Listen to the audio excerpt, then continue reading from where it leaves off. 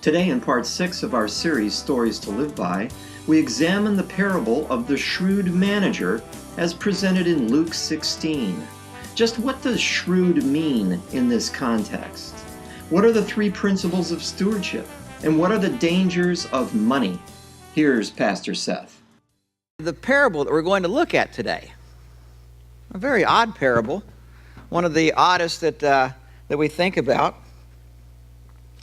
We think of it as the shrewd manager. If you've read this, you've probably shaken your head a few times and go, what is this about? Join the club. Jesus starts out in Luke 16. He said to his disciples, there was a rich man who had a steward, much like one of the parables we've looked at before. A rich man with a steward. The steward is charged with conducting the affairs of the rich man, sort of being his business associate, financial advisor, investor type of fella. There was a rich man who had a steward, and charges were brought to him that this man was wasting his goods. Wasting his goods, what does that mean? Well, we really don't know exactly what that is, and what was done. But apparently it was a serious deal because it, as we read on, it became what we would call a fireable offense. The rich man called him and said to him, what is this that I hear about you? Are these rumors true, is the idea. Apparently they are. He says, turn in the account of your stewardship, for you can no longer be steward. In other words, this is the end of the line for you. I can't believe that you would do whatever it was that you did with my money, that you would take advantage of the situation like that. It's pretty shocking. Now, in our day, if this happened, you would call somebody from HR. HR would come, get the steward, and you would hustle them right out the door, take their keys. And if they had to come back and get anything inside of their office, they would be escorted in to do that. Now, apparently in this day, there wasn't an HR department. They didn't escort him out of the building. The rich man gave the fella some time to find work. The steward said to himself, what shall I do, since my master is taking the stewardship away from me? Now, it's sort of interesting that this fellow starts off in a bad light and gets worse. Whatever it was he did with the rich man's money was enough to get himself fired. But now as he looks at the situation, notice how he says this. He says that my master is taking the stewardship from me. In other words, I really didn't have anything to do with it. It seems like an arbitrary decision to let me go without even finding out more of the details. You just think of this guy just playing the victim card. And you know, as you look at this, you just think, oh my gosh, I can't believe this fella. What a scoundrel. What shall I do, since my master has taken the stewardship away from me? I am not strong enough to dig, and I am ashamed to beg. In other words, what he's thinking is, once the word gets out in the community about what I did with the master's money, nobody is going to take me on in a white-collar job. Not a chance of that going on. What am I going to do? Well, the next thing is a blue-collar job. But apparently the guy was frail or feeble or thought himself that, and the idea of digging ditches, I'm not strong enough to do that. And so the last thing he says, I'm too ashamed to beg, get that piece of cardboard and, I can't even will work for food, just for food. But he's too ashamed of that. He doesn't want to do that, and so he's in a quandary. What am I going to do? He begins to think, verse 4. He thinks outside the box. I have decided what to do so that people may receive me into their houses when I am put out of the stewardship. So he's trying to think of a way. What can I do to somehow ingratiate myself with people who will still receive me with favor and perhaps be able to find some kind of position and some type of work? Now, what is it he's going to do? Now, if this was you, you would say, well, I need to start networking and get to know some new people. Build friendships. Build a lot of possibilities for future work. But this fellow doesn't have that kind of time to do that. Time is pressing. There's not enough time to network and get income. Well, who do I know then? Well, everybody I know in business are the fellows that I've worked with for the master. And there's not a chance of having business with them unless. And then voila, verse 5. So, summoning his master's debtors, one by one, he said to the first. What the guy does, he sets up a bunch of appointments in town. He goes from place to place, knocking on doors, some farmhouses, some shops, where the different people owe the master money.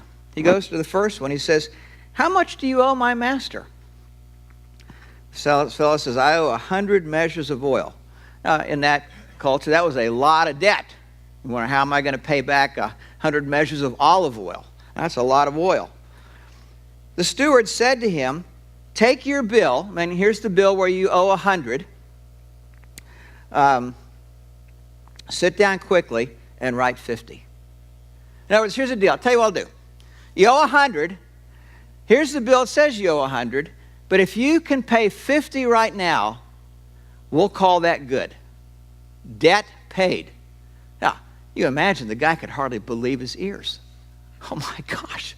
You mean I can get out of this debt? Think about if you had like $20,000 of credit card debt, and somebody said, well, we'll cut that in half just to start with. You would think, wow. That's something of what this guy would. He'd sit down and write 50. He couldn't wait to do that. 50, agreed. I'll pay that. Done. This fellow was happy as a lark to be out from under that debt, and so was the steward. He had made himself a friend. And the next one, he says, how much do you owe? He said, 100 measures of wheat. He said, well, here's your bill. You're right. It says you owe 100. I tell you what, can you come up with 80? If you can come up with 80, we'll call it even. The guy looks at him like, you're going to cut my bill by 20%, what I owe? I can get out of 20% just by paying it now? The guy said, deal. Bill canceled. The guy and the fellow's singing, man, I can't believe my good fortune. Thank you so much. What a good friend you are. He shakes the steward's hand, and the steward is quite happy because now he has two friends with whom he has ingratiated himself. And he goes from person to person doing that with all of the master's debtors. It's the kind of situation where at the end of the day, as he's done all this, you can sort of, at the end of each conversation, you can almost hear him inviting, hey, you know what we ought to do? At the end of the day, let's go down to the local saloon and to happy hour. Let's go down to Chili's at happy hour. And 6 o'clock, drinks are on me. He tells this to everybody. 6 o'clock, all these guys show up, big party, and now this guy's like, hey, drinks are on me. Picking up the bill. Probably the drinks were on the master.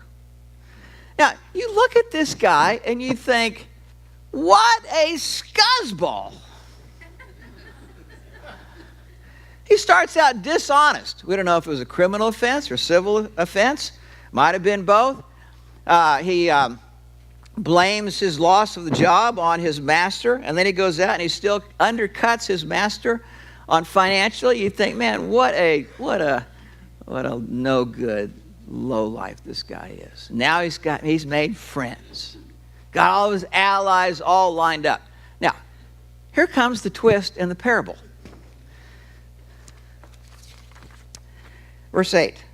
The master hears wind about what the fellow had been doing all day with the debtors. And notice what the master says. The master commended the dishonest steward for his shrewdness. Now, this is a parable that Jesus is telling.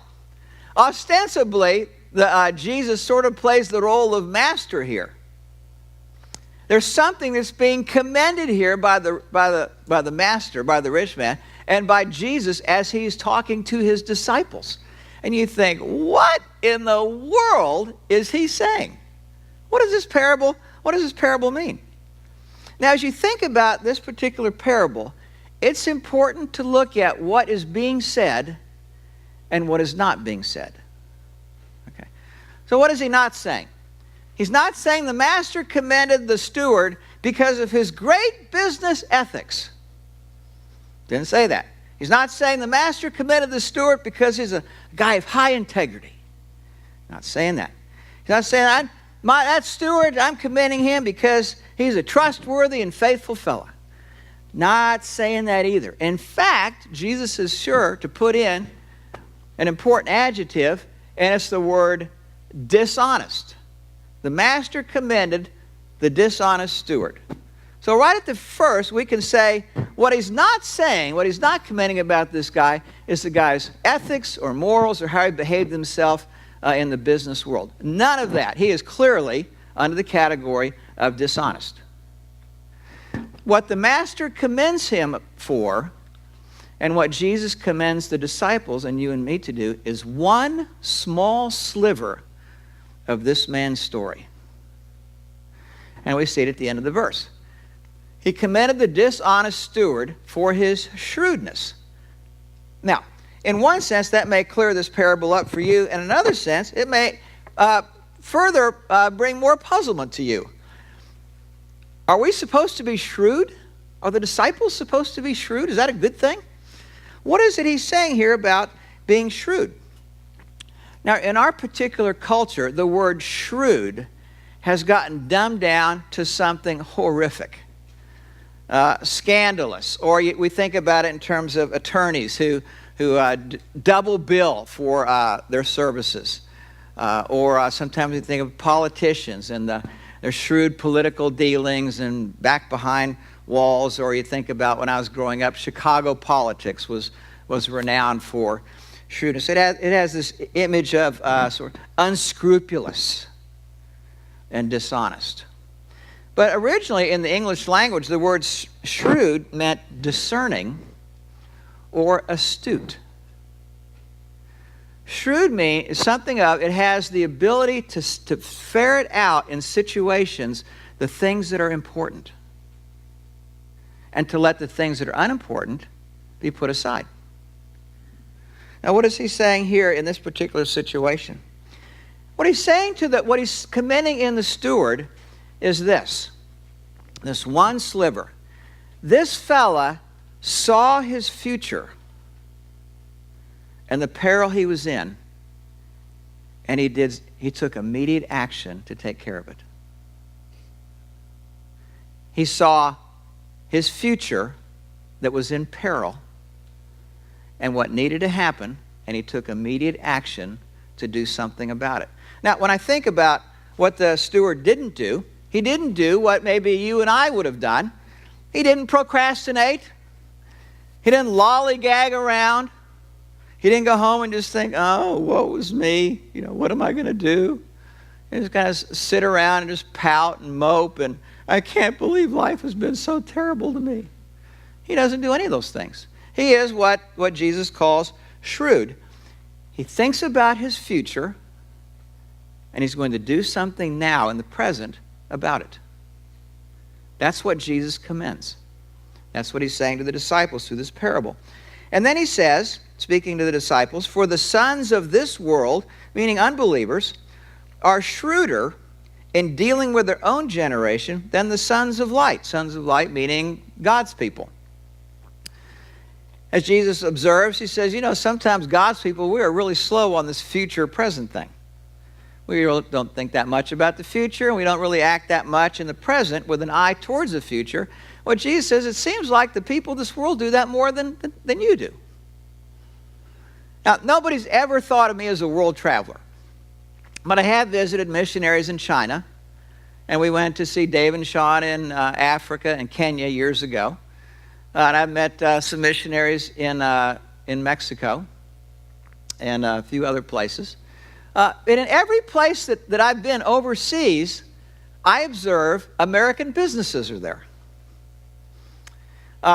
Apparently, there are some American businessmen that qualify as shrewd in the good sense. They see the possibilities of a brighter future, what could be. They do their homework and research. Is there a need for this product? They're able to put some investment dollars together in order to do something about it, and then they act to make it happen, with the hope that their business will flourish and grow and meet the needs of people that are there. That's what Jesus is saying. He's sort of saying, I wish you guys, as my followers, would do the same thing. That you would think about your future and what could be, and take action in the present to do something to make that even brighter. Verse 9, I tell you, make friends for yourselves by means of unrighteous mammon, What in the world does he mean there? Now, mammon is usually the word for the umbrella term for money and material and possessions and stuff like that. And usually mammon in the Bible is used in an amoral way. Not immoral, but amoral. Neither good nor bad. It just depends on how you use it. It's a tool, like a stool. But here in this, he uses the adjective unrighteous mammon, which sort of hints at something. It's not that money is unrighteous, but the use of it may be. Make friends for yourselves by means of unrighteous mammon. Make friends for yourselves, so that when it fails, how does money fail? Well, in our life, money sometimes fails because it doesn't live up to its billing. We thought we'd get that new car, and man, we'd be just sitting behind that car for a lot of years, thinking, man, what a great car I'm driving. And after about 2 or 3 months of that, you think about all the next 69 monthly easy payments you get to make on that car. And suddenly the luster and shine is not so bright as it once was. Well, you bought a room full of great living room furniture. Man, it's great. You got your kids over and they spill coffee on the couch, on the carpet. Dogs run through. What looked like, oh, this is going to be great. Man, the place looks like a showroom. No, not quite so much. But the way he's saying here is, again, with the future and present tense, certainly money is going to fail on the day you die. On that day, no matter how much you have in the bank, how much you have in your wallet, no matter what you have at your house, you ain't taking any of that with you. That's now a part of your past and my past. And it will be long gone. At that moment, you're going to wonder, how much attention did I give to all that stuff? How important was that? Then he says, make friends for yourselves. And at the end of this verse, he says, that they may receive you into eternal habitations. What does he mean here? He's talking about coming attractions. You know, when you go to the movies, when I was a kid, I remember going to the movies, and one of the things I loved were all the trailers at the beginning. I didn't even know the word trailer.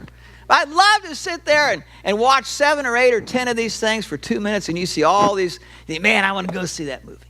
Man, I want to go see that movie. I want to go see that movie. You know, now, as an adult, you go to those things and you go, man, when is the movie going to come on?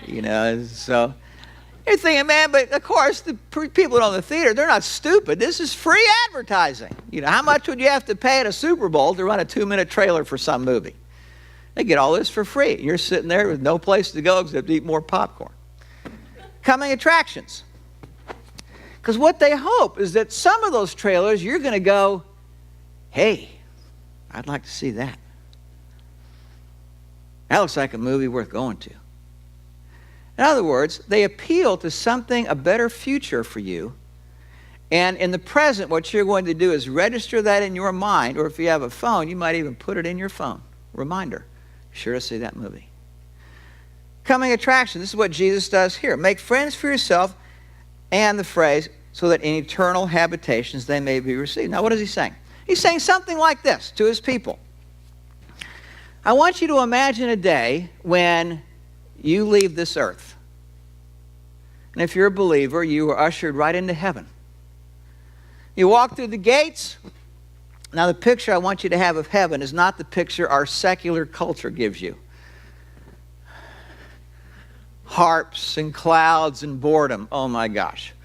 Never want to get my theology from secular culture. Bad idea. The Bible talks about a new heaven and a new earth in such a way that that place is going to be more real to us as believers than we think this place is. Even more real. Except with all the stuff that makes it bad here taken out. Imagine that. So you're in heaven. Let's say you're walking along, you're walking through the hills. You got trees over here, maybe aspen trees of Colorado, and their leaves are shimmering, yellowish orange shimmering in the fall. Maybe you see some deer running over here. And you see a couple people very excitedly running up to you. And they say, hey, are you Doug? Are you Linda? You Patty? You're Lance, right? Yeah, I knew you when you had hair.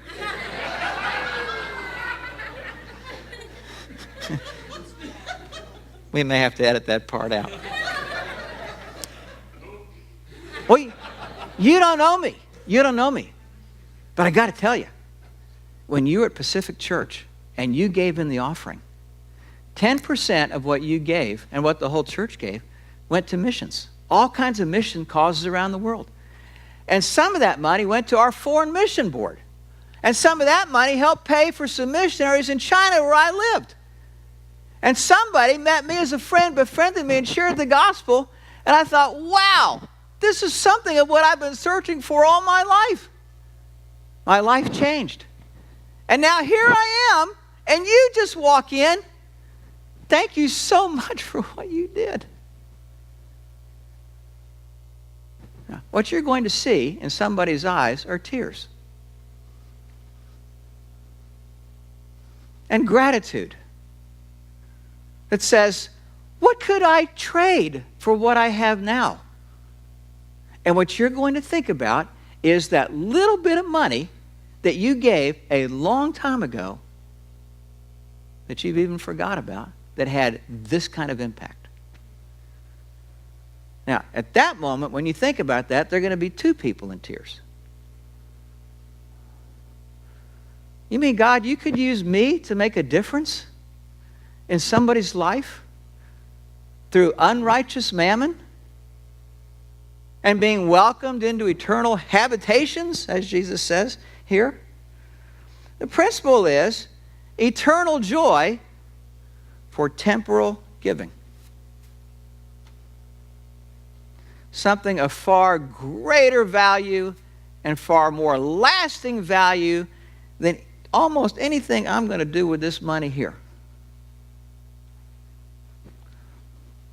When I think about this, I think a bunch of verses come to mind, and probably to you too. 1 Corinthians 2:9. What no eye has seen, nor ear heard, nor the heart of man conceived, what you have prepared for us. The idea there is imagine.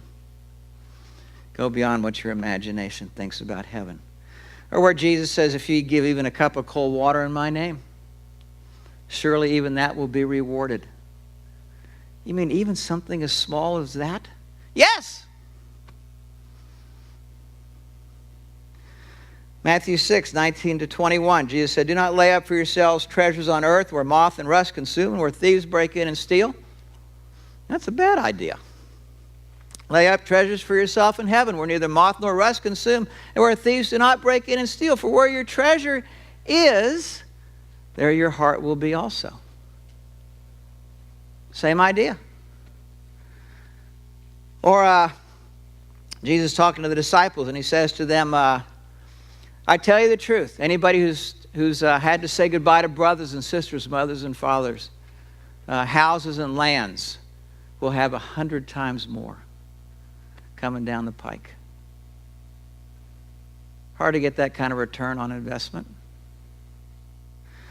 2 Corinthians 4:16-18. We looked at this verse either a week or two ago. Paul says, therefore we do not lose heart, because though outwardly we are wasting away, yet inwardly we are being renewed day by day. For our light and momentary troubles are achieving for us an eternal glory that far outweighs them all. So we fix our eyes, not on what is seen, but on what is unseen. What is seen is temporal, but what is unseen is eternal. That's the same message of this parable. The shrewd manager. Or 2 Timothy 4:7-8. Paul, at the end of his life, in a Roman prison for his faith, about to die, looks back on his life. He says, I have fought the good fight. I have finished the race. I have kept the faith. Henceforth there is laid up for me the crown of righteousness, which the Lord will award to me and to all who have loved his appearing. Same idea. So now I think, dear diary, I think I need to think about this thing. What is maturity? Maybe it's different than what I thought.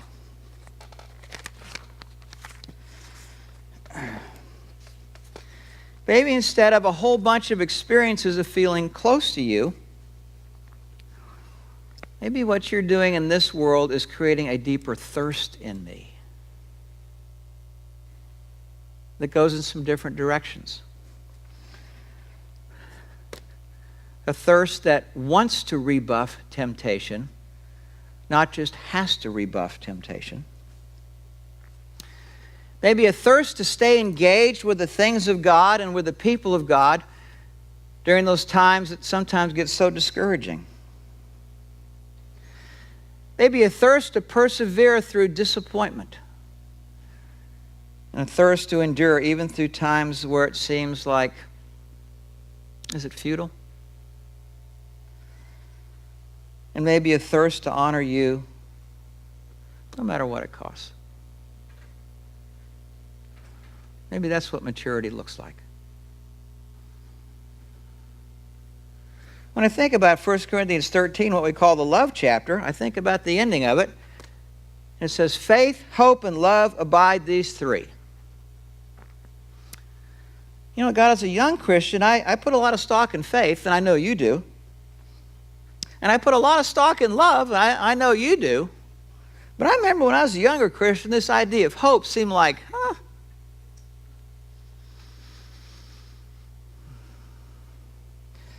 But now it seems like this is what you're trying to say through this very strange parable. What's the real source of my hope? Is my hope really rooted in what I'm going to get out of today? Or is my hope really rooted in what's coming, in coming attractions? Then he goes on and explains a few other verses that are a little bit more familiar to us. Verse 10. He who is faithful in a very little is faithful also in much. He who is dishonest in a very little is dishonest in much. So what I take here is that he's going to have a few verses where he says, okay, if you catch this, disciples, this thing of future, coming attractions, present action, as you think about what you're doing with money and your resources, let's start here. If you're faithful in a very little, you'll be faithful in much. You know, we've had the big lottery thing, about a month ago. People out there buying tickets, just all this hullabaloo. Sometimes I hear Christians say, man, if I won the lottery, I'd tithe off of it. Right. Jesus says, if you won't do it when you got just a little bit, you won't do it when you got a lot. We start there. Well, I just don't have that much to give. That's the place to start. Verse 11. If then you've not been faithful in the unrighteous mammon, who will entrust you the true riches? You say, well, golly, I want to be involved in helping people. I want to make a difference with people. Jesus would say, great. But before I entrust people to you, how are you doing with something like unrighteous mammon? If you do well there, I'll gladly entrust people to you. Verse 12. If you've not been faithful in that which is another's, who will give you that which is your own? Occasionally we have folks that come to our church and they've been big players in another church, big leaders, and they come and I want to lead out in this ministry. And I never, that I can ever think of, say, great. That's a bad idea, in my opinion, because what I want to see first is this principle put to use. If you can be a part of somebody else's ministry and help them to move things forward as a follower, then perhaps I'm ready to entrust you with leadership with people. Verse 13. No servant can serve two masters. Either he will hate the one and love the other, or be devoted to the one and despise the other. You cannot serve God and mammon. We try to ride the fence. He says impossible. You try to ride the fence, what's going to win is money in your heart because of the nature of our heart. We want the immediate. We want to see what we can get. That's going to win. Says there's no riding the fence on this thing. Now, the Pharisees were listening to this, verse 14, who were lovers of money heard this, all this, the parable and these principles, and they scoffed at it. They said, right, you got to be kidding. The unrighteous steward, shrewd. You think that story makes any sense to us? You commending that guy? These verses here on stewardship, scoffed. There, what they said was something like this. The future will come. It'll take care of itself. All I really care about is right now. What am I going to get now? How am I going to feel now? That's all that matters. Why? Because they were lovers of money. Verse 15. He said to them, you are those who justify yourselves before men and rationalize anything. God knows your hearts. What is exalted among men is an abomination in the sight of God. Shrewd. You see a future that's preferable. Coming attractions. And you do something in the present to make it sparkle all the more. There was a lady who went to heaven. She had tried to ride the fence of God and money.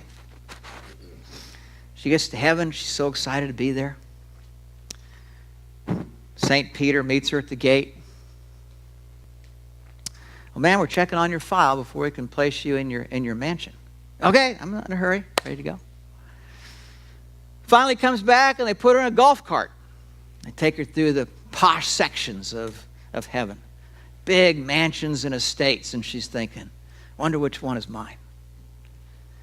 Cart keeps on going down to the Newport Beach scene of heaven. Oh, this is pretty good. I like the view here. Keeps on going.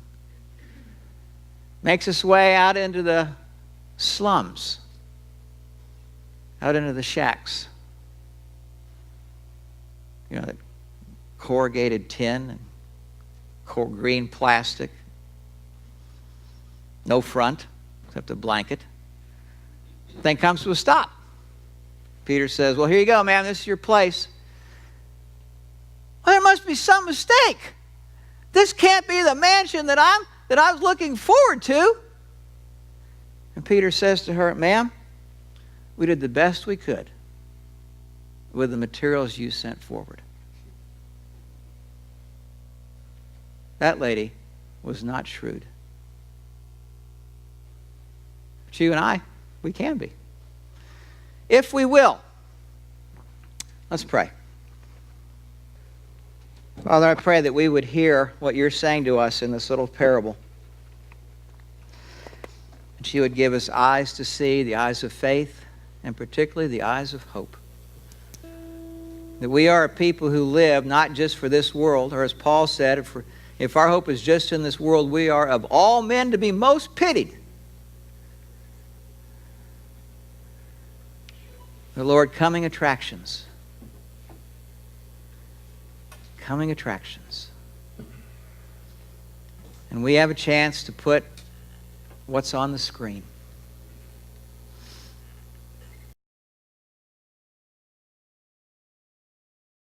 We at Pacific Church of Irvine invite you to join us every Sunday at 9:30. You can also visit our website at pacificchurch.com.